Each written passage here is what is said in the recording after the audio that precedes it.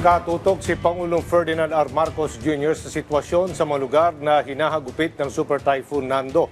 At ang direktiba ng Pangulo, mabilis na tinugunan ang pangangailangan ng mga apektado ng bagyo. Si Clazel Pardilla sa detalye. Clazel. Aljo, tinututukan at mahigpit na binabantayan ni Pangulong Ferdinand R. Marcos Jr. ang sitwasyon ng bansa sa harap ng banta ng Super Bagyong Nando. Sa mensaheng ipinaabot ni Pangulong Marcos kay Palace Press Officer at Undersecretary Claire Castro, sinabi ng presidente na nakatanggap na sila ng ulat na ilang lugar na ang binabayo ng malakas na hangin.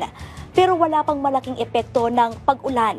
Sa kabila nito, patuloy ang isinasagawang preemptive evacuation.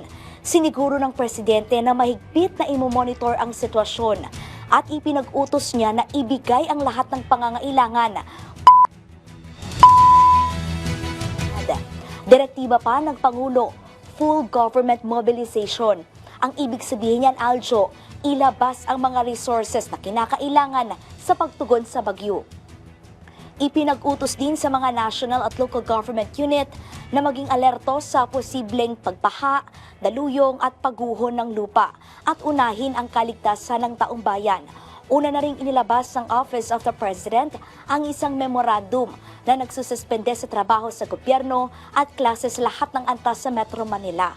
Pero inutusan ang mga ahensyang responsable sa paghahatid ng mga basic at health services na gawin ang kanilang mga tungkulin para matulungan ang ating mga kababayan sa harap ng banta ng sakuna.